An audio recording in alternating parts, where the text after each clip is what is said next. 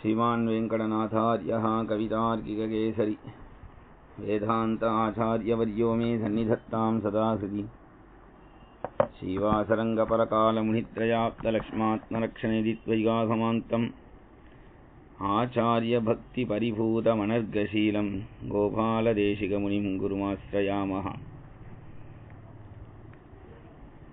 कूजन्तं राम रामेति मधुरं मधुराक्षरम् आरुह्य कविताशाखां वन्दे वाल्मीकिकोकिलं यः पिबन् सततं रामचरितामृतसागरम् अतृप्तस्तं मुनिं वन्दे प्राचेतसमकल्मषम् गोष्पदीकृतवाराशिं मशकीकृतराक्षसं रामायणमहामाला रत्नं वन्दे अनिलात्मजम् अञ्जनानन्दनं वीरं जानकीशोकनाशनं कपीशमक्षहन्तारं वन्दे लङ्काभयङ्करम् उल्लङ्घ्य सिन्धोः सलिलं सलीलं यशोकवह्निं जनकात्मजायाः आदाय तेनैव ददाह लङ्कां नमामिदं प्राञ्जलिराञ्जनेयम् आञ्जनेयमतिपाटलाननं काञ्चनाद्रिकमनीयविग्रहं पारिजाततरुमूलवासिनं भावयामि भवमाननन्दनं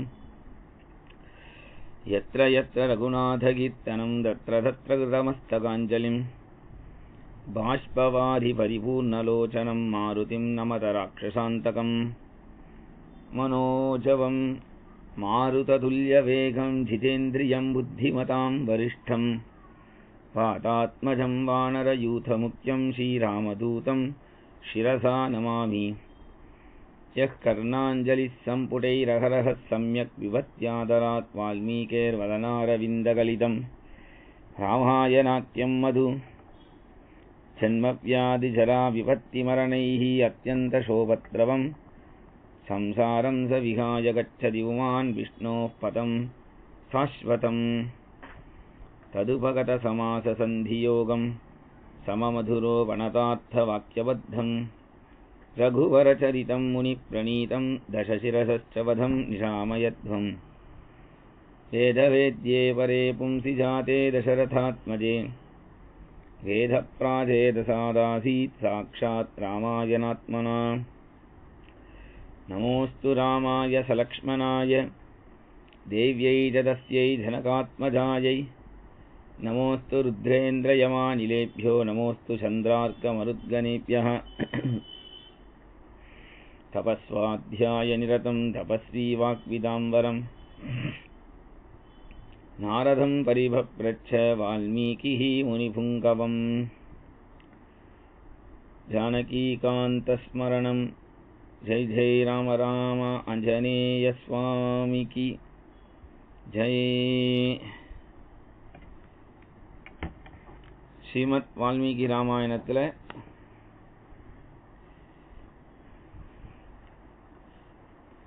ரொம்ப முக்கியமான கட்டம் ராமர் வனவாசம் போகக்கூடிய கட்டம். சத்சங்கம் அப்படிங்கிறது ரொம்ப முக்கியமாக தேவைப்படுறது. சத்சங்கம் இல்லை அப்படின்னு சொன்னால் துஷ்ட சங்கம் தயாராக இருக்கு ஒருத்தரை வெளியில் அழைச்சிட்டு போகிறதுக்கு. சத்சங்கம் அப்படிங்கிறது சிரமப்பட்டு அதுக்கு நாம் முனைய வேண்டியதுக்கு. துஷ்ட சங்கத்துக்கு ஒன்றும் சிரமப்பட வேண்டியது இல்லை. ஏன்னா உலகமே துஷ்டமாக தான் இருக்கிறதுனால நிறைய இடத்துல நாம் பகவத் சிந்தனை இல்லாத எல்லாமே துஷ்ட விஷயந்தான். குடும்பத்துக்காக இருக்கேன் அதுக்காக இருக்கேன் அப்படின்னு சொல்லி பகவத் விஷயத்துக்கு வராமல் இருந்தால் தெய்வீகேஷா குணமயி மம மாயா துரத்தியாங்கிறான் கிருஷ்ணன். என் மாயை ரொம்ப பொல்லாதது. காரணங்களை காட்டி ஒருத்தன் பகவத்குணத்துக்கு வராமல் போயிட்டான்னா அந்த காரணத்தையே அவனுக்கு இன்னும் அதிகப்படுத்தி அவன் தலையில் பாரமாக போட்டுடுவேன் அப்படின்னு பெருமாள் கிருஷ்ணன் சொல்கிறான். இதே காரணங்கள் எவ்வளவு இருந்தாலும் அதை தள்ளி வச்சுட்டு ஒருத்தன் சத்சங்கத்துக்கு வந்துட்டான்னு சொன்னா அப்போ அவனுக்கு மயா அனுகூலேன அப்படிங்கிறான் பகவான். ஏகாதச ஸ்கந்தத்தில் காரணங்களெல்லாம் தூக்கி போட்டுட்டு எவன் ஒருவன் என்னுடைய குணத்தில் ஈடுபடுறானோ, கல்யாண குணங்களை கேட்குறானோ, பக்தியில் பொழுத போக்குறானோ, அவனுக்கு நான் அனுகூலமாக இருப்பேங்கிறான். பகவான் தான் அனுகூலமாக இருக்கணும். சத்சங்கம் வேணும். முக்கியமாக சத் விஷயத்தை சொல்கிறதெல்லாமே சத்சங்கம் தான். சத்சங்கம் அப்படின்னா ஒரு ஆசிரமம் தான் இருக்கணும்னு அவசியம் இல்லை.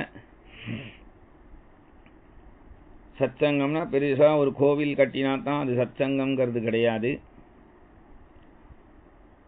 சத்சங்கம் அப்படிங்கிறது பகவானை பற்றி எங்கே பேசினாலுமே அது ஒரு சத்சங்கம் தான். பகவானை பற்றி நாம் பேசுறது அப்படிங்கிறது நம்ம நாக்கில் பகவானுடைய கல்யாண குணங்கள் வரணும்னா பாகவதத்தில் சொல்கிறார்,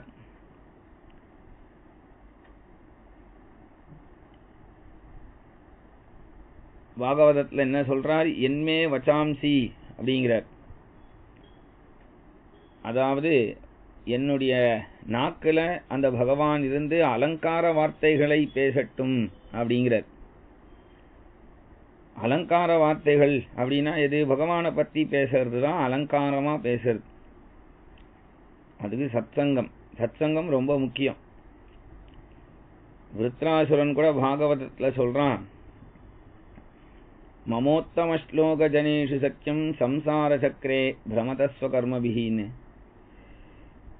உத்தம ஸ்லோகனான உன்னுடைய கல்யாண குணங்களை பேசுறதுக்கோ சொல்றதுக்கோ எனக்கு ஒரு 2 பேர் கொடு போருங்கிறான். 2 பேர் போரும். 2 பேரை வச்சு என்ன பண்ண போறான் அப்படின்னா, ஒன்று அந்த 2 பேரில் ஒருத்தர் கதை சொல்லட்டும், நான் கேட்குறேன். இல்லை நான் பகவத்குணம் சொல்கிறேன், அவன் கேட்கட்டும். 2 பேர் அப்படிங்கிறது ரொம்ப முக்கியம். 2 பேராவது ஒரு எப்பொழுதும் ஒருத்தராவது நண்பர் இருக்கணும். எதுக்காக இருக்கணும் நண்பர் அப்படின்னா, ஏதோ நம்முடைய கஷ்ட நஷ்டங்களை பேசிக்கிறதுக்கு அப்படின்னு நினச்சிக்க வேண்டாம். நம்ம கஷ்ட நஷ்டங்கள் என்னதான் பேசினாலும் அது சரியாக போகிறது இல்லை. ஏன் சரியாக போகிறதில்ல அப்படின்னா, நாம் பண்ணின கர்மாக்கள் நமக்கு முன்னாடி வந்து நிற்கிறது. நாம் பண்ணின கர்மாக்கள் முன்னாடி வந்து நிற்கிறது. நாம் என்ன பண்ணினோன்னு நமக்கு தெரியாது, எம்பெருமானுக்கு தான் தெரியும். அப்போ எம்பெருமானுக்கு தெரியக்கூடிய விஷயம், அதே எம்பெருமானுடைய கிருபை நமக்கு இருந்தால் தான் அந்த சத்சங்கம் வரும். அப்போ இந்த சத்சங்கத்தில் ஒருத்தராவது நமக்கு நல்லவாளாக கிடைக்கணும். ஏன்னா உலகம் பூரா சங்கம் அப்படிங்கிறது எல்லாத்துலேயும் உண்டு. சங்கம் அப்படின்னும் பொழுதே இப்பெல்லாம் சொல்கிறான், நம்மளெல்லாம் சங்கிகள் அப்படிங்கிறா. சங்கிகள்னா என்ன அர்த்தம் முதல்ல தெரிஞ்சுக்கணும். சங்கம் அதில் இருக்கிறவாள்லாம் சங்கிகள் தான். அதாவது ஒரு கூட்டமான ஜனங்கள் இருந்தால் அதுக்கு சங்கிகள்னு பேர். அப்போ நமக்கு மட்டும் அந்த பேர் இல்லை, சொல்கிறவனுக்குமே அந்த கூட்டத்தில் இருக்கிறதுனால அவனுக்குமே சங்கின்னு தான் பேர். அதுக்கு அர்த்தமே முதல்ல தெரியாமல் இவா என்னத்தையோ பேசின்னு இருக்கா. சனாதனம்னா அர்த்தமே தெரியலை, ஆனால் சனாதனத்தை அழிக்கணுங்கிறா. எதுக்குமே ஒரு பேஸே அவளுக்கு இல்லை. என்னத்தையோ சொல்லணுமேனு நானும் ஒன்று பேசுகிறேன் அப்படின்னு ஏதோ சம்மந்தம் இல்லாமல் பேசுகிற மாதிரி என்னத்தையோ பேசிகிட்டே இருக்கா. அதுக்கும் பதில் கொடுத்துட்டுருக்கா. யாருக்கும் பதில் கொடுக்கணும்னு அவசியம் இல்லை.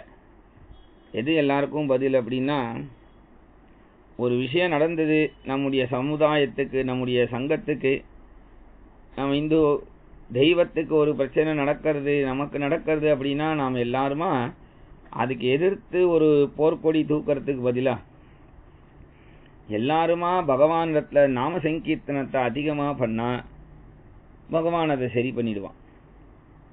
நாம் என்ன நினைக்கிறோம், நாம தான் இதை சரி பண்ணணும்னு நம்மளுடைய பலத்தை நினைக்கிறோம். அதனால் அதுக்கு அடி விழருது. என்றைக்குமே பகவானை நம்பணும். பகவானுடைய தெய்வ பலம் பகவானுடைய பலம் யாருக்கும் உலகத்தில் வராது. அந்த பலம் நம்மக்கிட்ட இருக்கணும்னா அந்த பகவானை எப்போதும் பிடிச்சிக்கணும்.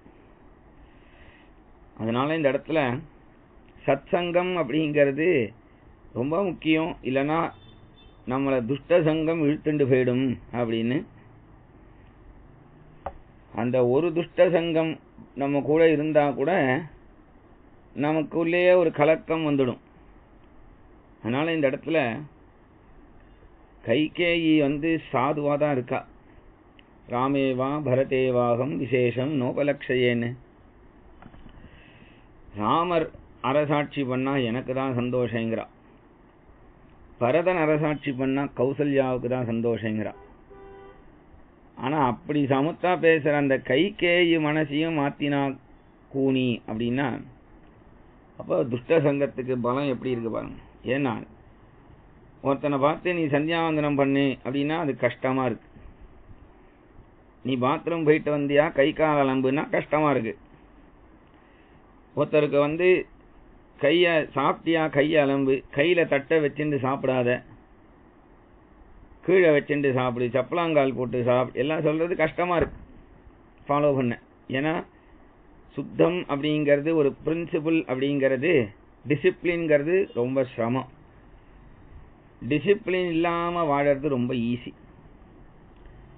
ஒரு மனைவி அப்படின்னு வாழுங்கிறது ரொம்ப சிரமம் நிறைய பேருக்கு.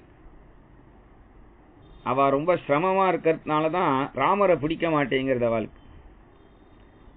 ஏன்னா ராமர் ஒரு மனைவின்னு வாழறவர். ராமருக்கு உண்மைதான் பேச பிடிக்கும். ஆனால் பொய் பேசுறவாளுக்கு ராமரை பிடிக்காது. முதல் நாளே கதையில சொன்னோம். பொய் பேசுறவனுக்கோ ஏமாத்துறவனுக்கோ திருடுறவனுக்கோ கொள்ளையடிக்கிறவனுக்கோ கொலகாரனுக்கோ இவளுக்கெல்லாம் ராமரை பிடிக்காது. ஏன் பிடிக்காதுன்னா ராமர்கிட்ட இதெல்லாம் இருக்கு. ராவணனை பிடிக்கிறது இவாளுக்கெல்லாம். ஏன் ராவணனை பிடிக்கிறது? அவன் தான் இருக்கிற ஸ்திரீ எல்லாம் தூக்கிண்டு வரான். அப்போ தூக்கிண்டு வர்றது இவாளுக்கு பிடிக்கிறது. மற்ற ஸ்திரீயின் இடத்துல இருக்கிறது பிடிக்கிறது. அதர்மம். அதனால அவன் அதர்மம் பண்றதுனால கெட்ட காரியம் பண்றதுனால அவனை ரொம்ப பிடிக்கிறது. சத் விஷயமா இருக்கிறதுனால ராமரை யாருக்கும் பிடிக்கல. இது ராமர் தப்பு இல்லை. இது யாருடைய தப்பு அப்படின்னா அவனுடைய சுபாவம் தான் காரணம். காமயேஷ குரோதயேஷ ரஜோகுண சமுத்பவங்கிறார். அவனுக்கு உள்ள இருக்கக்கூடிய காம கோபம் தான் சாதுவா இருக்கிறவாளை பிடிக்க மாட்டேங்கிறது, அசத்துக்கள் இருக்கிறவாளை பிடிக்கிறதுக்கு காரணமே. அதனால நல்ல விஷயங்களை ரொம்ப சிரமப்பட வேண்டியிருக்கு கடைபிடிக்கிறதுக்கோ, அதை சொல்றதுக்கு கூட நிறைய பேருக்கு தைரியம் வர மாட்டேங்குது. ஒரு குடும்பத்திலேயே புத்திரன் நல்லா சம்பாதிக்க ஆரம்பிச்சுட்டான் அப்படின்னா அவன் என்ன பண்ணாலும் அடங்கி போயிடணும், அதை கேள்வி கேட்கக்கூடாதுன்னு பெரியவா இருந்துடுறா. அப்படி இருக்கக்கூடாது. தப்புனா அந்த இடத்துல தர்மம் இது இல்லைன்னு அவனுக்கு முதல்ல சொல்லி கொடுக்கணும். சொல்லி கொடுத்தா அந்த வினயம்ங்கிறது மரியாதைங்கிறது அவனுக்கு எப்போதும் வரும். அது எப்போ வரும்? அந்த பையனையும் சத் சங்கத்துக்கு கூட்டின்னு பகவத்குணானுபவத்தை கேட்டா தான் வரும். அதனால ஒரே ஒரு அசத் சங்கம் கைகேயிக்கு கூனின்னு இருந்தா கடைசியில என்ன ஆயிடுத்து? அந்த கூனினால பெரிய ராஜ்யமே இப்போ ரெண்டா மாறுறது. அந்த கூனியினாலதான் இப்ப இவ்வளவு பெரிய பிரச்சனை கிளம்பிடுத்து.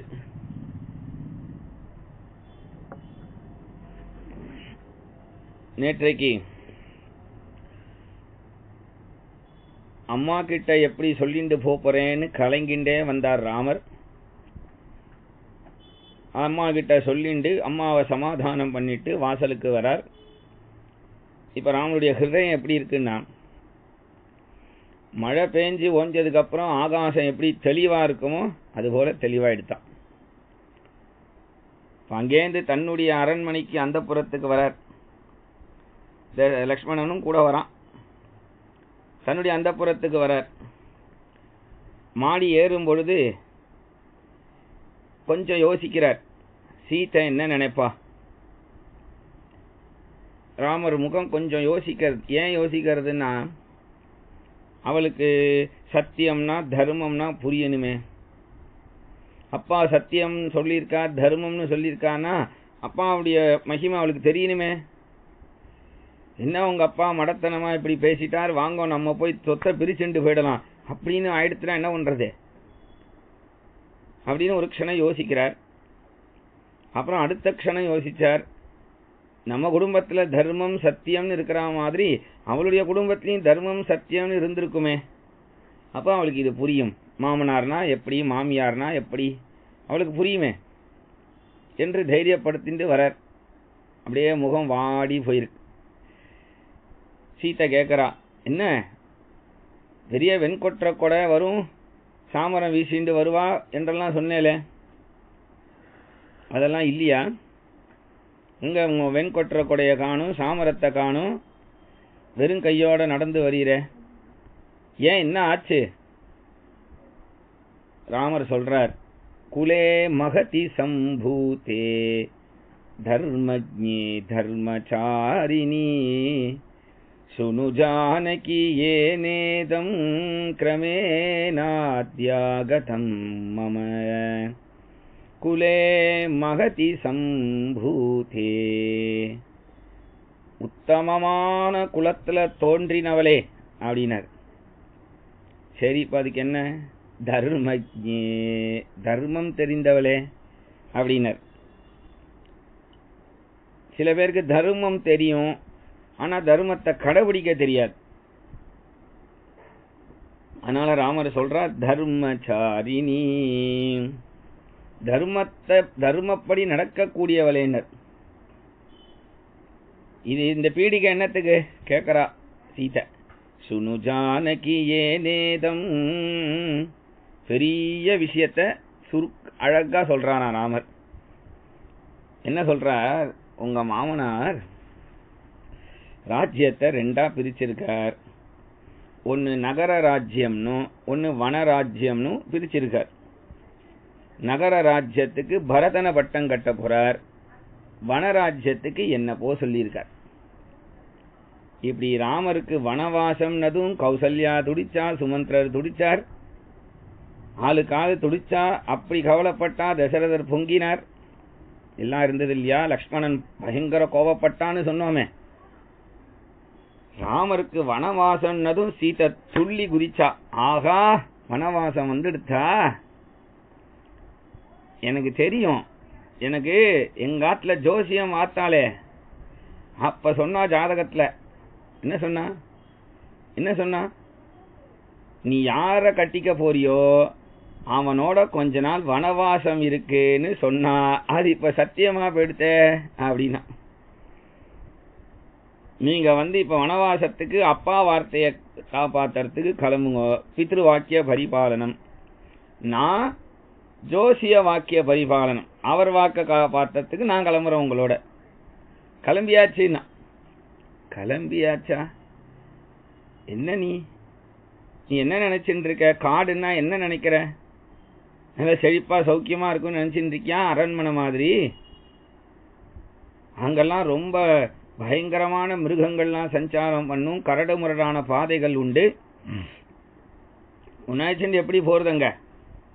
நான் மட்டும்தான் போறேன், உன்னை விட்டுட்டு தான் போறேன் அப்படின்னா. உடனே இவ சொன்னா, திமத்சேன சுதம் வீரம் சத்யவந்தம் அனுவ்ரதாம் சாவித்ரீம் இவ மாம் வித்தி துவமாத்மவசவர்த்தினி. நான் என்ன உங்களை அப்படியே விட்டுட்டு சரி போயிட்டு வாங்கன்னு இருப்பேன்னு நினைச்சேலா? நான் அந்த மாதிரி ஒரு பத்னி இல்ல. என்ன சத்தியமான மீட்டுண்டு வந்த சாவித்ரியாக்கும் நான் ஜாக்கிரதைன்னா. பதிவிரதா தர்மத்தை சொல்றா. கணவன் துக்கமான சமயத்துல கஷ்டப்பட்டு இருக்கும் பொழுது நீங்க துக்கமா இருந்துட்டு போங்க, நான் பிறந்தாத்துக்கு போறேன்னு சொல்ற ஒரு மனைவியானா உம்மை விட்டு ஒரு காலம் பிரிஞ்சிருக்க மாட்டேன். நீரே என்கிட்ட சொல்லியிருக்கீர பிரிஞ்சே இருக்க கூடாதுன்னு. பதிஹீனா துயானாரி நசா சக்ஷதி ஜீவித்தும் காமமேவம். இந்த இடத்துல சொல்றா, உம்மை விட்டு ஒரு க்ஷணம் கூட நான் பிரிய மாட்டேன்னு நான் ஏற்கனவே சொல்லியிருக்கேன், நீங்களும் சொல்லியிருக்கேலே. அதனால பர்த்தாவை விட்டு ஸ்திரீ பிரிஞ்சிருக்க கூடாது. அதனால உமக்கு தெரியலையாது அப்படின்னதும் அப்ப ராமர் யோசிக்கிறார். ஏன் யோசிக்கிறார் அப்படின்னா, பல கஷ்டங்களை அனுபவிக்க வேண்டி வருமேன்னு யோசிக்கிறார். ராமர் அமைதியா தான் இருக்கார். உடனே சீதையே சொல்றா, சுத்தாத்மன் பிரேம பாவாத்தி பவிஷ்யாமி விகல்மஷா பர்த்தாரம் அனுகச்சந்தி பர்த்தாஹி பரதெய்வதம் சுத்தாத்மன் பிரேம பாவாத்தி. உங்களுடைய மகிமை எனக்கு தெரியும். என்னைக்குமே உங்களுடைய ஆச்சாரத்தை நான் கெடுக்க மாட்டேன், உங்களுடைய அனுஷ்டானங்களுக்கு தொந்தரவு கொடுக்க மாட்டேன், உங்களுடைய பக்கத்திலேயே இருந்துண்டு உங்களுக்கு சேவை பண்ணிட்டு இருப்பேன். உங்களுக்குன்னு உரிய என்ன பிரிக்கணும்னு நீங்க நினைக்கவே கூடாது. பக்தாம் ஏன் அப்படி நினைக்க கூடாதுன்னா, உங்களுக்கே உரிமை கிடையாதுங்கிறா. என்னை விட்டு நீங்க பிரிஞ்சு போயிடலாம்னு நினைக்காதீங்க, அது உங்களுக்கே உரிமை இல்லை. பக்தாம் பதிவிரதாம் தீனாம் மாம் சமாம் சுகதுக்கயோஹோ நேதுமர்ஹசி காகுத்ஸ்த சமான சுகதுக்கினீம் பக்தாம் பதிவிரதாம் தீனாம். எனக்கு உங்களுக்கு கைங்கரியம் பண்றதுல எனக்கு உரிமை உண்டு.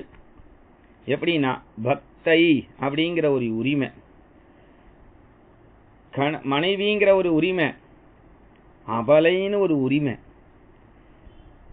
அதனால அந்த ஸ்தானத்திலேருந்து பேசுறேன், பக்தைங்கிற ஸ்தானத்திலேருந்து பேசுறேன். பக்தனை எங்கேயும் பகவான் விட்டு கொடுக்க முடியாதே, அதனால அந்த ஸ்தானத்திலேருந்து பேசுறேன்னா அப்பயும் ராமர் யோசிக்கிறார். உடனே இவ தூக்கி எறிஞ்சி பேசுறாளாம். பிரணயாச்ச அபிமானாச்ச பரிசிக்ஷேப ராகவம். பரிசிக்ஷேப ராகவம், யாதவம் இல்லை. இங்க இந்த மாதிரி விட்டு போறதே கிடையாது ராமாவதாரத்துல. கிருஷ்ணாவதாரத்துலன்னா எப்போதும் விட்டு விட்டு மறைஞ்சு மறைஞ்சு போயிடுவான். ததச்ச அந்தர்ததே கிருஷ்ணஹான்வான். அப்புறம் தாசாம் ஆவிர பூச்சௌரிகின்னு தோன்றது மறையிறது அங்க அப்பப்போ நடக்கும். அது இங்க அதை மாதிரிலாம் விட்டுட்டு போக முடியாது. அதனால தூக்கி எறிஞ்சி சொல்றா, அபிமானத்தினால சொல்றா. எப்போ எனக்கு நீ தாலி கட்டிட்டீரோ அப்பவே என்னை உங்க கூட வச்சுக்க வேண்டியது தானே. என்ன துக்க சமயமா இருந்தாலும் விட்டுட்டு போறேன்னு யாராவது சொல்லுவாள? மேலும் சொல்றா, கிம் துவாமன்யத வைதேகா பிதாமே மிதிலாதிபா ராமா அப்படின்னு கூப்பிடுறா. ராமஜாமா தரம் பிராபிய ஸ்திரியம் புருஷ விக்கிரகம். எங்க அப்பா உங்களை பத்தி என்ன நினைப்பான்னா, என்ன நினைப்பா? இந்த மாதிரி விட்டுட்டு போறேன்னா உங்களை என்ன நினைப்பா? நல்ல மாப்பிள்ளைன்னு நினைப்பா. நல்ல மாப்பிள்ளைன்னா என்ன அர்த்தம்? மாப்பிள்ளைன்னா அசடுன்னு அர்த்தமா. ஏன்னா குப்பன் சுப்பன்னு 2 பேர் இருந்தாலும் ஃப்ரெண்ட்ஸு. அதுல குப்பன் வீடெல்லாம் கட்டி பொண்ணுக்கு கல்யாணம் பண்ணி கொடுத்து ஜெயன்னு சௌக்கியமா இருக்கான்னு நினைச்சுட்டு இருக்கான் சுப்பன். ஒரு நாள் அந்த குப்பனை பார்த்ததும் சுப்பன் கேட்டான், என்னடா சௌக்கியமா இருக்கியா? என்ன முகமெல்லாம் வாடி போயிருக்கே? அட போடா, நான் கல்யாணம் பொண்ணுக்கு பண்ணி வச்சதுலேருந்து இப்படி ஆயிட்டேன். ஏண்டா?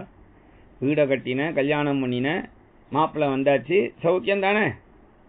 மாப்பிள்ளை வந்ததுலேருந்து தான்டா இப்போ இப்படி ஆயிடுது. ஏன், என்ன ஆச்சு? இப்போ எங்கே போயிட்டு இருக்க நீ? ஜோசியரை பார்க்க போறேன். ஏன்? கிரகம் சரியில்லை போல இருக்கு. ஏண்டா, எல்லாருடைய ஜாதகத்திலையும் 9 கிரகம் தானே. ஆனா என்னுடைய ஜாதகத்துல மட்டும் 10 கிரகம்டா. என்னடா சொல்ற? ஆமா, எல்லா ஜாதகத்திலையும் சனி பெயர்ச்சி உண்டு, குரு பெயர்ச்சி உண்டு, ராகு பெயர்ச்சி உண்டு, சுக்கிர பெயர்ச்சி உண்டு, எல்லாம் பெயர்ச்சி உண்டு. ஆனா எனக்கு மட்டும் 10 கிரகம். அந்த 10வது கிரகம் ஜாமாதா தசமோ கிரகா, மாப்பிள்ளை தான் 10வது கிரகம். கல்யாணம் ஆனதுலேருந்து ஒரு நாள் எங்காத்துக்கு வந்து மறு வீடு சாப்பிட்டு போங்கன்னு கூப்பிட்டேன். அன்னைக்கு வந்தவர் தான். அந்த அன்னைக்கு வந்தவர், டேரா போட்டவர் கிளம்பவே இல்லை. 1 வருஷம் ஆயிடுச்சு. இன்னைக்கு போட்டும் நாளைக்கு போவார் நானும் காத்துட்டே இருக்கேன். அதனால எந்த சனி பயிற்சி வந்தாலும் வரும், இந்த மாப்பிள்ளை பயிற்சி இல்லவே இல்லை அப்படின்னாலும். அதனால அந்த மாதிரி அசடுன்னு ஒரு பேர் வாங்கிடக்கூடாது. மாப்பிள்ளை அசடுன்னு பேரை வாங்கிடக்கூடாது. ராமரை பார்த்து சொல்றா, நீங்க என்ன அந்த மாதிரி அசடா, என்னை கல்யாணம் பண்ணிட்டு என்னை இப்படி விட்டுட்டு போனா எங்க அப்பா என்ன நினைப்பா, கையால் ஆகாத போல இருக்கே இந்த ராமன், இப்படி நினைச்சிட மாட்டாளா? பிறந்தாத்து நினைவு ஸ்திரீகளுக்கு எப்பொழுதும் இருக்குமா, பிறந்தாத்து நினைவு. ஏன்னா ராமரை சீதையை ராமருக்கு கல்யாணம் பண்ணி கொடுத்ததோட, சீதனத்தை கொடுத்ததோட சரி ஜனக மகாராஜா ஒரு நாளைக்கு நல்ல நாளைக்கு வந்து இந்த பொண்ணு எப்படி இருக்கான்னு கூட அதாவது சண்டை இல்லை, வந்ததில்லை, ஒரு கான்டாக்ட் இல்லாம அப்படி குழந்தை இங்க தானே கொடுத்துருக்கோம், அவளும் இருப்பா, சீதையும் சௌரியமா தான் இருக்கா, குறை இல்லை. ஏன்னா அப்பா அம்மா வரணுங்கிற எதிர்பார்ப்பு இருந்தா தான் வரணும், பொண்ணை போய் பார்க்கணுங்கிற எதிர்பார்ப்பு இருந்தா தான் பார்க்க முடியும். வெறுப்பு வேற, பார்க்க கூடாதுன்னெலாம் இல்லை, எப்ப வேணா வரலாம். ஜனக மகாராஜா நினைச்சா அயோத்தியிலேயே ஒரு அரண்மனை கட்டிக்கலாம், தசரதர் ஒன்றும் சொல்ல மாட்டார். ஆனா ஏதாவது முக்கியமான விஷயம்னா போலாம்னு ஜனகன் காத்துன்னு இருப்பார். சீதையும் ராமரோட குடும்பத்தோடயே இருக்கிறதுனால அவளுக்கு எந்த தேவையும் இல்லை அப்பா அம்மா கிட்டேந்து. தேவையா இருந்தா வரணும் அப்பா அம்மா. அதனால இந்த இடத்துல அவ்வளவு சீத்தை அப்படி இருந்தாலுமே அப்பா அம்மான்னு அப்பான்னு சொல்றான் இந்த இடத்துல. உடனே ராமர் பார்த்தார், இந்த மாதிரி இவளை நான் இங்க விட்டுட்டு போறது இப்ப சரியா இருக்காது, இவ்வளவு அடம் பிடிக்கிறா, மேலும் இங்க நான் விட்டுட்டு போனா பரதன் இருப்பான், உன்னை அம்மா ஸ்தானத்துல பார்த்துப்பான்னாலும் அதையும் அவ கேட்க மாட்டேங்கிறா. நானே காட்டுக்கு போகும்பொழுது அப்புறம் சீத்தை என்னத்துக்கு இங்க இருக்கணும்னு அவளே சொல்றா. சரி அப்படியானா திரும்பினார் லக்ஷ்மணா, உங்க மண்ணியும் வரேன்னு சொல்லிட்டா, நான் அனுமதிச்சிட்டேன், நானும் அவளுமா காட்டுக்கு போயிட்டு வரோம், நீ பரதன் வருவான் பட்டம் கட்டி வச்சு அவனுக்கு சேவை பண்ணின்று 14 வருஷத்தை திரும்பி வரேன் அப்படின்னதும் உடனே லக்ஷ்மண சுவாமி என்னன்னா, நானும் மண்ணி மாதிரி வந்து அழணும், வரேன்னு அடம் பிடிக்கணும், அப்புறம் நீங்க சொல்லணும் நான் கூப்பிட மாட்டேன், நீயா தான் வரேன்னு ஒத்துக்கணும் அப்படின்னு சொல்லுவேன். அந்த மாதிரி தானே, ஏன்னா நான் தான் வந்து நீங்க எப்ப வனவாசம் போனாலும் உங்க கூட வரதுங்கிறது அது எழுதி வச்சாச்சே. எப்போ விஸ்வாமித்திரர் என்ன சொன்னார், காகபக்ஷதரம் வீரம் ஜேஷ்டம் மே தாத்து மகிழ், மூத்த பையன் தானே கூப்பிட்டார் அவருடைய அந்த யஜ்ஞ சம்ரக்ஷணத்துக்கு. அப்ப நான் தானே வந்து நின்றேன். நீங்க என்ன சொல்லணும், டே அவர் ஒன்ன கூப்பிடலடா, என்னதான் கூப்பிட்டுருக்கார், நான் போயிட்டு வரேன்னு சொல்லலையே, தம்பி வா வில் எடுத்துக்கோ போலாம் தானே சொன்னீர். அதே மாதிரி உமக்கு பட்டம் கட்ட போறான்னதும் அப்ப என்ன சொன்னீர், நான் ஒரு பேருக்கு தான் பட்டம் கட்டிக்க போறேன், நான் எந்த ராஜ்யத்துக்கு போறேனோ அந்த ராஜ்யத்தினுடைய முழு உரிமையும் லக்ஷ்மணா உனக்கு தான்டா சொன்னீரே. அப்போ இதுக்கு மேல நீ என்னை விட்டு இங்க போலான்னு பார்க்காதிரும், ஏன்னா இந்த இடத்துல என்னால வாழ முடியாது. பரதன் சமத்து தான், பரதனுக்கு ராஜ்யம் கிடைக்கட்டும், அதை பத்தி எனக்கு கவலை இல்லை. ஆனா உம்மை காட்டுக்கு அனுப்பிட்டு இந்த தசரதர் முகத்தையும் கைகேயி முகத்தையும் நான் பார்க்க விருப்பப்படல. நான் எப்ப இருந்தாலும் உங்களுக்குத்தான் கைங்கரியம் பண்ணணும், இதுதான் என்னுடைய ஆசை. அதனால என்னை நீங்க விட்டு போலான்னு மட்டும் நினைக்காதீர்கள் என்று சொல்ல, சரி உடனே அவனையும் அழைச்சுண்டு மறுபடியும் நேரா கைகேயினுடைய அந்தப்புறத்துக்கு வாசல்ல வந்து நிக்கிறார். அவ கதவை திறக்கிறா. அதுக்குள்ள ஆங்காங்க எல்லாம் தெரிய வந்துடுத்து வசிஷ்டருக்கெல்லாம். வசிஷ்டர் வந்துட்டார், சுமந்திரர் வந்துட்டார். ராமர் சொல்றார், நான் சும்மா சும்மா வந்துட்டு போறேன்னு நினைக்க வேண்டாம், மர உரிய கொடுத்தா வாங்கிட்டு போயிடலான்னு வந்தேன் அப்படின்னதும் உடனே ஓன்னு அழறார் தசரதர். தசரதர் சொல்றார், ராமா இது உனக்கே தகும்பா, நீ நான் ஏதோ சொல்லிட்டேன்னு நினைக்காத, அப்பா இப்படித்தான் வயசானா உளருவான்னு நினைச்சுட்டு நீயே பட்டம் கட்டிக்கோங்கிறார் தசரதர். அப்ப ராமர் அப்பா சொல்றார், இதை கேட்கலாம் இல்லையா? ஆனா தசரதர் என்ன சொல்றார், நான் இப்படிதான் உளறிட்டேன்னு நினைச்சு நீ கட்டிக்கோங்கிறார். ஏன் தசரதரே அதை கட்டி வைக்க வேண்டியது தானே? அப்படின்னா என்ன, நான் எவ்வளவோ சொன்னேன், இந்த குழந்தை கேட்கல, அவனே பட்டம் கட்டின்ட்டான் நாளைக்கு சொல்றதுக்கு. ராமர் சொல்றார், எப்போ சத்தியம்னு சொல்லியாச்சோ அப்போ அதை மீறக்கூடாது. அதனால நான் போய்தான் ஆகணும். இப்படி இருக்கும் பொழுது அங்க அப்ப தசரதர் சொல்றார், அப்படியானா நீயே தான் போய்தான் ஆக போறியா, நீ நிஜம்தானா நீ சொல்றதுங்கிறார். ஆமாப்பா, நானும் போறேன், சீதையும் என் கூட வரேன்ட்டா, லக்ஷ்மணனும் வரேன்னு சொல்லிட்டான். அதனால அவர்களையும் அழைச்சிட்டு போறேன், அதுக்கு அனுமதி வேணும், அது சொல்லிட்டு போக தான் வந்தேன்னார். உடனே தசரதர் சொன்னார், இந்த சீதை குழந்தை போய் இவ்வளவு கஷ்டப்படணுமா?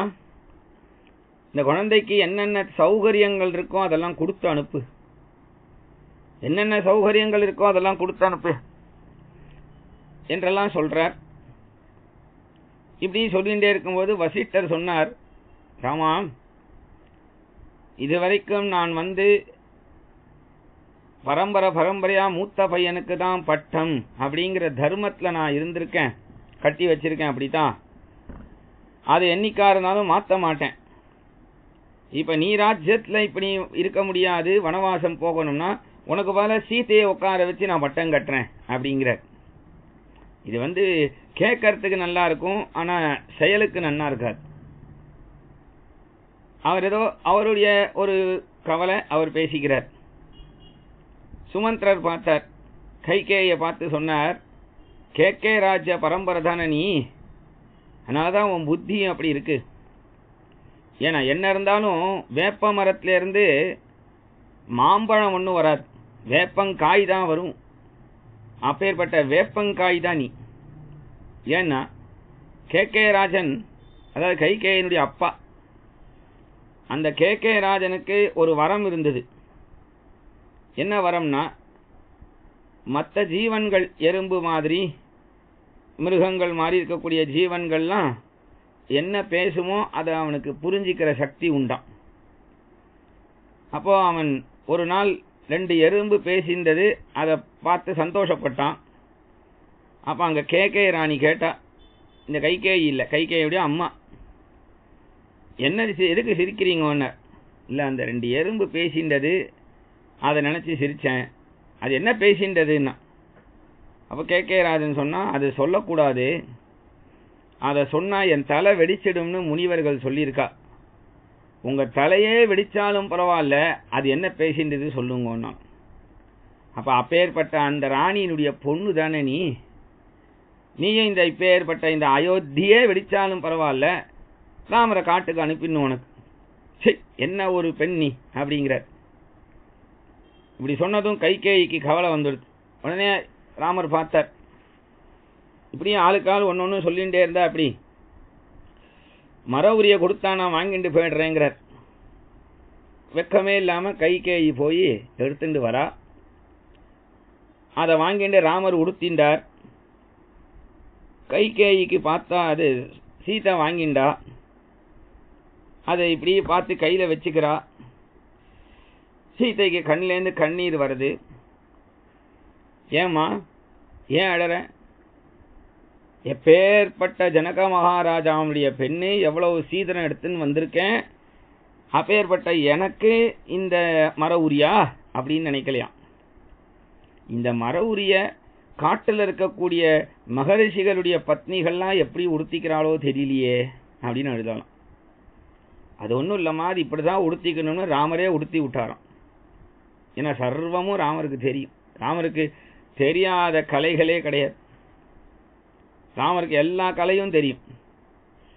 இப்படி அவ உடுத்தின்றதை பார்த்ததும் கௌசல்யா அழறா, தசரதர் அழறார், தேம்பி தேம்பி அழறார். உடனே போய் ஆசீர்வாதம் வாங்கிக்கிறா சீதை கௌசல்யா அம்மா கிட்ட. கௌசல்யா அம்மாட்ட ஆசீர்வாதம் வாங்கும்போது கௌசல்யா சொன்னா, உன் பர்த்தாவோட நீ வனவாசம் போற, உன்னை வேண்டான்னு சொல்லக்கூடிய உரிமை எனக்கு இல்லை. ஆனா நீ இப்படி போறியே, இந்த தர்மம் என்னைக்கும் உன்னை காப்பாற்றும். ஆனா எந்த நிலைமையிலையும் ராமரை பார்த்து இப்படி உங்களால இப்படி ஒரு கஷ்டம் வந்துடுச்சேன்னு பேசிடாதம்மா. குழந்தைக்கு தாங்க முடியாது அவனால. இது ஏதோ ஒரு காலம் விதி இப்படி எல்லாரையும் தள்ளெடுத்து நீ அப்படி எதுவும் எதிர்த்து பேசிடாதேங்கிறா. உடனே சீதை சொல்றா, அது எப்படிமா வரும் எனக்கு? ஏன் எங்க ஆத்துல எங்க அப்பாவை எங்க அம்மா இது மாதிரி பேசியிருந்தான்னா எனக்கு இப்ப இந்த பேச்சு வரும். இல்ல புகுந்த இடத்துலயாவது கௌசல்யா அம்மாவன நீங்களோ கைகேயோ சுமித்ரா அம்மாவோ தசரதர் அப்பாவை இப்படி பேசியிருந்தாருனா அப்ப எனக்கு இந்த வார்த்தை வரும்.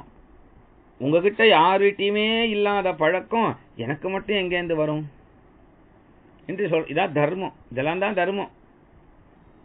சந்தோஷப்பட்ட கௌசல்யா இப்படி சந்தோஷப்பட்டதும் உடனே தசரதர் சொன்னார், சுமத்ரா ராமரை இந்த காடுனா எப்படி இருக்கும்னு காண்பிச்சுட்டு நீ மறுபடியும் அழைச்சுன்னு வந்துருப்பா என்று சொல்றார். உடனே அங்கேருந்து ராமர், லக்ஷ்மணன், சீதை கிளம்புறா. இப்படி இவ கிளம்புறத பார்த்ததும், அவ அந்த ரதத்துல ஏறத பார்த்ததும் தசரதரால இருக்க முடியல. ராமா ராமா ராமான்னு கதறிண்டே வாசலுக்கு வரார். உடனே ஜனங்களுக்கெல்லாம் இந்த விஷயம் தெரிஞ்சு போய் கூட்டம் அலமோதி ஓடி வருது. ஜனங்கள்லாம் ராமர் வனவாசத்துக்கு புறப்பட்டு போறாரே, எல்லா ஜனங்களும் எதிர்க்க வரா. பிராமணர்கள், வேத கோஷம், வேத வித்வான்கள்லாம், சாஸ்திரம் படிச்சவான்லாம் எதிர்க்க நடந்து வரா. அவ்வளவு கூட்டமா இருக்கு. இப்படி இவர்கள் இந்த ரதத்துல போகும்பொழுது ராமர் அப்படி திரும்பி பார்க்கிறார். கௌசல்யா அப்படியே துடிக்கிறா. தசரதர் ராமா ராமான்னு அழுது கீழே விழுந்து மயங்கி போறார். அப்பயும் கௌசல்யா ஓடி வந்து தசரதர் தன் மடியில கைகேயி தூக்க வரா. உடனே தசரதர், சி என்ன தொடாத, சொர்க்கமே ஆனால் நீ வரக்கூடாதுங்கிறார். ராமனை விட்டு பிரிஞ்சா என் உயிர் தங்காதுன்னு சொன்ன, நீ கேட்கல. இல்ல நீயும் வரக்கூடாது, உன் பையன் போடுற பிண்டமும் என்ன சேரக்கூடாதுன்ட்ட, என்ன கௌசல்யாவுடைய அந்தப்புறத்துக்கு அழைச்சிட்டு போயிடுன்ட்ட. இத பார்த்த ராமர் கண்ணு கலங்கறார். அப்பா இப்படி ஒரு நிலைமையை வச்சுட்டோமே, நாம அம்மாக்கு இப்படி ஒரு நிலைமையை கொடுத்துட்டேனே, அம்மாவை சந்தோஷமா வச்சுக்க முடியலையே, நான் மூத்த பையனா பிறந்திருக்க கூடாதுன்னு ராமர் வருத்தப்படுறார். பரதன் மூத்தவனா போயிருக்க கூடாதா, நான் மூத்தவனா போயிட்டேனே என்று வருத்தப்படுறார். அப்பயும் ரதத்துல போகும்பொழுது ராமர் ரொம்ப ரொம்ப வினயம். எதிர்க்க வேத விற்பன்னர்கள்லாம் வரத பார்த்ததும், பிராமணர்கள் வரத பார்த்ததும், நாம இந்த மாதிரி ரதத்துல போகக்கூடாதுன்னு நடந்தே வர. அந்த வேத விற்பன்னர்கள், வித்வான்கள் எல்லாரும், ராமா இது பண்ணாத, இப்படி பண்ணாத, நீ பண்றது தப்பு ராமா, நீ இந்த மாதிரி காட்டு கிளம்பி போயிட்டா இந்த ஜனங்களுடைய நிலைமையை யோசிச்சு பார்த்தியா, நீ இந்த மாதிரி போகலாமா ராமா, வேண்டாம் ராமான்னு சொல்றார். ராமரை அவளாலையும் தடுக்க முடியல. ஏன்னா யாராலையும் ராமரை தடுக்க முடியாது. ஏன் தடுக்க முடியாதுன்னா, அதர்மம் பண்றவா இல்ல, தர்மத்துல இருக்கிறவாளை என்னைக்குமே யாரும் நிறுத்தவே முடியாது. அதர்மத்துல இருக்கிறவாளை தான் நிறுத்த முடியும். தர்மத்துல இருக்கக்கூடிய ராமர். அப்ப ராமரோடே அவளும் ஜனங்களும் விடை பெற்றுண்டு எல்லாரும் வரா, எல்லா ஜனங்களும் வரா. கடைசியில தமசா நதிக்கரை வந்தது. அந்த தமசா நதிக்கரை வந்ததும் அந்த தமசா நதி நிறுத்தி பார்க்கறது ராமரை, நீ போகாத ராமான். உடனே ராமர், இன்றைய ராத்திரி இங்க நாம விசிராந்தி எடுக்கலாம் அப்படின்னு எல்லா ஜனங்களும் இருக்க வச்சார். ராமர் அங்க விசிராந்தி எடுக்கிறார். ராமர் விசிராந்தி எடுக்கும் பொழுதே அதே நேரத்துல ஜனங்கள் ஒவ்வொருத்தருக்கு ராமரையே பார்க்கறா பரிதாபமா. எல்லாருமே காத்தாலேருந்து சாயங்காலம் வரைக்கும் ராமருடையே வந்துட்டு இருக்கா. பட்டாபிஷேகம்னு சொல்லி முதல் நாள் ராத்திரியிலேருந்து யாரும் தூங்கல. எல்லாருமே அவ ஆத்துல கோலம் போடுறது, வான வேடிக்கை பண்றது, பக்ஷணங்கள்லாம் பண்றது, விதவிதமான தோரணங்கள் கட்டுறது, எல்லாரும் அவாவா ரொம்ப உழைச்சிருக்கா. ராமருக்கு பட்டாபிஷேகம், ராமருக்கு பட்டாபிஷேகம் அப்படின்னு அத்தனை பேரும் உழைச்சிருந்தாலும் இப்ப ராமரோட எல்லாரும் வந்துட்டோம், இப்ப ராமரோட இருக்கோம் அப்படின்னு நினைச்சுட்டு இருக்கா. எல்லாரும் அந்த ஒரு இடத்துல அம்மா இருக்கா, ஒரு இடத்துல அப்பா இருக்கா, ஒரு இடத்துல பையன் இருக்கான், ஒரு இடத்துல அண்ணன் இருக்கான், ஒரு இடத்துல தம்பி இருக்கான், ஒரு இடத்துல அக்கா இருக்கா, அங்கங்க கலசலா இருக்கா ஜனங்கள். இத்தனை பேரையும் இப்படி இருக்கிறத ராமர் பார்த்தார். இன்றைய பொழுது இங்க விசிராந்தி எடுப்போம்னு சொன்னார். எல்லாரும் அங்க விசிராந்தி, அத்தனை பேரும் காத்தால இருந்து ஒரே வேலையா இருந்ததுனால எல்லாருக்கும் ஒரு அசதி. அந்த அசதியில எல்லாரும் தூங்கி போயிட்டா. எல்லாரும் தூங்கிடுறா. இப்படி எல்லாரும் தூங்கினாலும் இந்த இடத்துல ராமர் இன்னைக்கு விசிராந்தி எடுக்கலாம்னு சொல்றார். ஆனா எல்லாரும் அந்த லக்ஷ்மணனை பார்த்து சுமந்திரரை கூப்பிடு, ரதத்தை புல்லு மேலேயே ஓட்ட சொல்லு, சத்தமே இல்லாம நாம இங்கேருந்து இவாளை விட்டுட்டு கிளம்பணும். ஏன்னா இத்தனை பேரை அழைச்சிண்டு எப்படி போறது ராமர் வனவாசம்? இத்தனை பேருக்கு நித்தியம் ஆகாரங்கள்லாம் ரெடி பண்றதுலேருந்து கஷ்டமாச்சே எதுவும் இல்லாம. அதனால இது சரிப்படாது, நாம இப்படி கிளம்பி போயிட்டோம்னா இவாளே அயோத்திக்கு திரும்பி போயிடுவா, வேற வழி இல்லைன்ட்டு என்று சொல்லி ராமர் அன்றைய பொழுது தமசா நதி கரையிலிருந்து கிளம்புறார்.